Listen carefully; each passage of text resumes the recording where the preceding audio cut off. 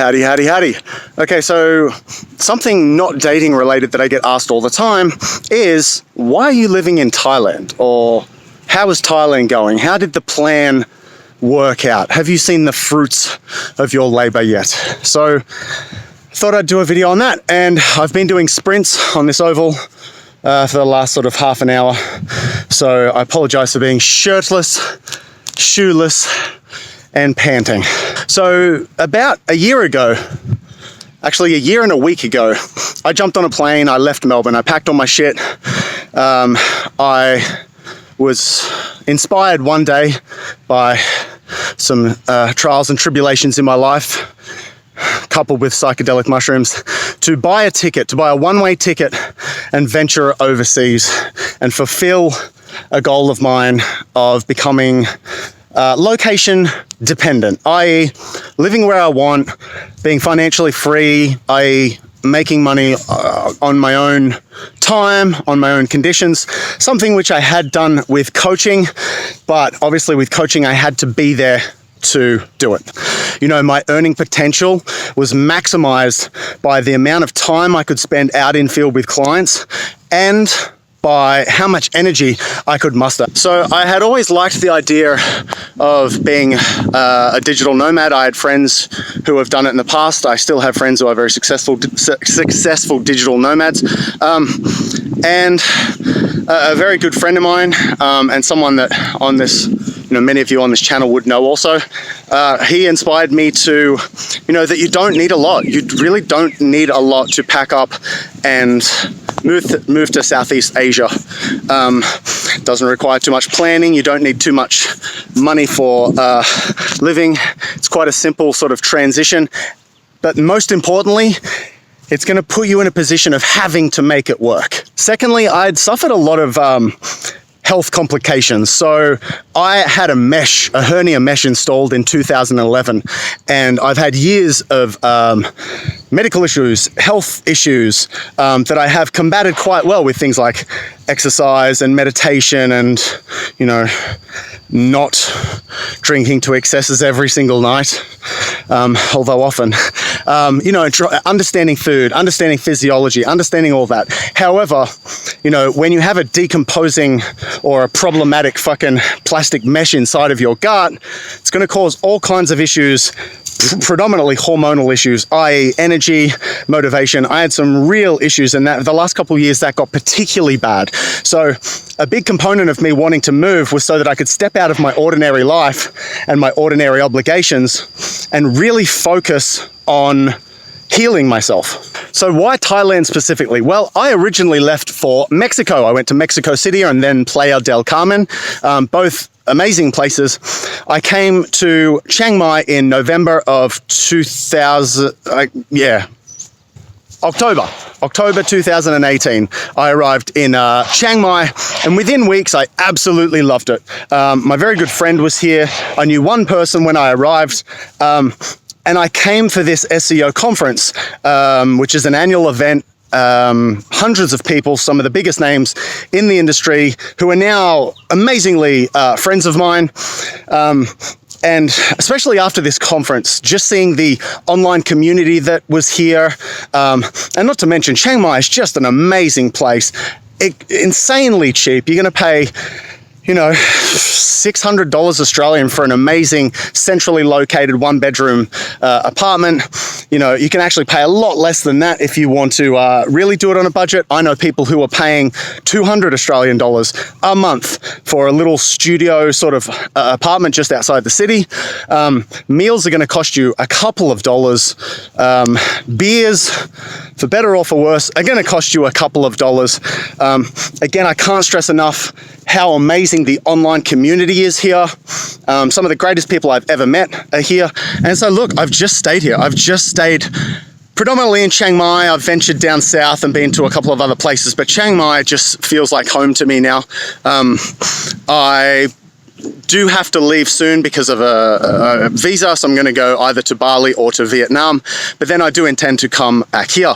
So how's it all working out? It's working out amazingly well. I've absolutely had trials and tribulations. This can be a very lonely lifestyle. You know, you spend countless hours working at home on your laptop, in a cafe by yourself, in a co-working space. It can be very, very draining, can be lonely for people, can be destructive as well, because, you know, you want to drink all the time. When you're sitting down to a to-do list every single day, you take all the inspiration you can get. But that's it. That's the grind, man, you know. So I've reached a point now where I'm actually earning money, which apparently after 1 year of digital nomading is quite good. So I'm happy with that, even though it's not an abundance of money. So I'm at a point now where I don't have to stress as much about money. Now that could absolutely all change tomorrow. That's just the nature of working online, and especially in SEO, when things can change so rapidly, overnight, literally, you can lose everything. But I think just one of the key features that, well, you know, I've always known this, but it has really been highlighted in the last year: make lots of mistakes and move forward really, really quickly. I had a friend who asked me recently, what if this happens and what if you lose it all? And I said, look, I know the day is coming when I do lose it all. I know that day is coming, because 90% of the successful people that I've met on this journey have lost everything at one point along the way. So statistically, the chances of that happening to me are very high. So I want that day to come. Okay, not lose everything, but just take big hits, you know, whether it be a project that just gets Google slapped, or whether, you know, a big customer decides to stop working with you, or whatever it is. When that does happen, I've already made the decision on what I'm going to do. Just fucking keep plowing it out. So, well, I say that now. Let's wait till it happens. So I guess rather than talking about myself for this entire fucking video, not to mention it's 36 degrees and I'm getting sunburn as fuck because I'm a pasty Australian motherfucker. So what would you have to do if you wanted to kind of step out of your life at the moment and do something similar? Because, you know, I was inspired by other people to undertake this life. So, you know, maybe there's some people watching this who would like to do the same. I would say first thing, just save money so that when you do arrive here, I really do believe you need that buffer zone. Look, you know, if you've got a small income, a couple $100 a month or something, I'm sure that's enough probably to make work in Thailand, especially somewhere like Chiang Mai. It's going to be more expensive once you start getting out to, you know, if you go down to Phuket or somewhere, its prices are going to be doubled. But I would say for most people, save whatever you can save over the next 6 months or year, because when you arrive in, you know, Thailand and you're spending $1,000 a month, well, your 20 grand or 30 grand or whatever you got now is going to, you know, last you so much more than it would, say, back home in Melbourne. So this gives you time to figure out what you're doing. Maybe buy a course, learn what you have to do. I would say try a bunch of different things, especially to start. The less things that you're working on at any given time, the more successful you're going to be, I do believe. But also, you need to figure out what you actually enjoy doing, and that's probably not going to be the first 1 or 2 things that you try.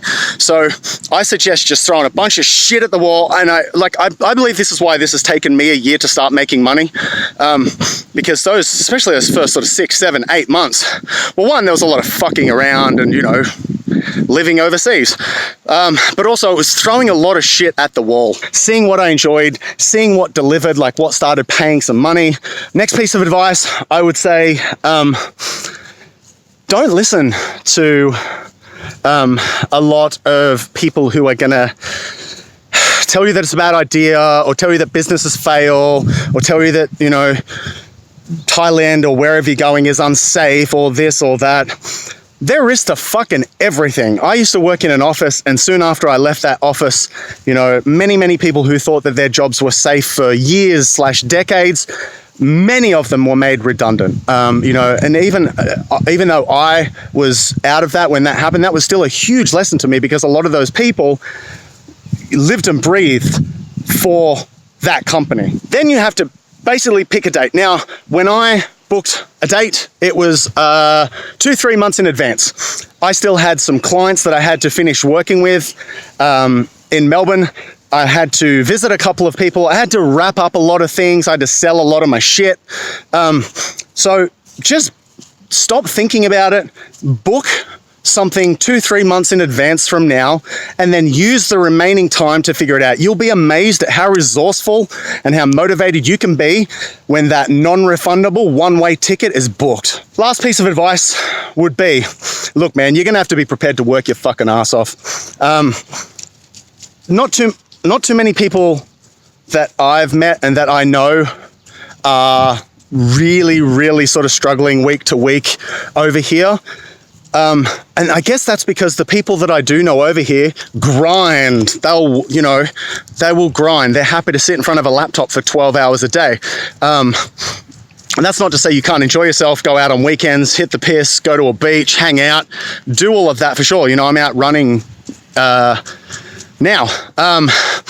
But I've also been up since 7 o'clock. I've probably done 5 hours of work already. I'll probably have like another 3 hours of work when I get home, and then I've got drinks with some people later tonight. And then I'm just gonna probably repeat that process tomorrow, day after day.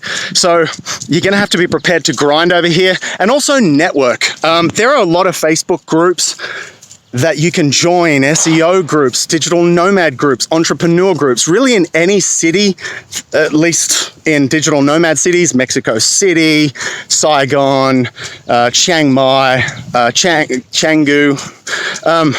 Join them. Get networking, get meeting people. I can't even put a price tag on the information that I've learned from the people that I've met in my journey here. So I hope that it has been somewhat helpful. I still have one more sprint to do, so I want to go get that done so I can get the fuck out of this heat. Yeah, I'm going to start putting out more and more sort of just rants like this. I have another channel which is just daily rants, almost like a vlog, fucking Bridget Jones video diary fucking thing. And I'm enjoying general life advice as well as how to go out and meet girls.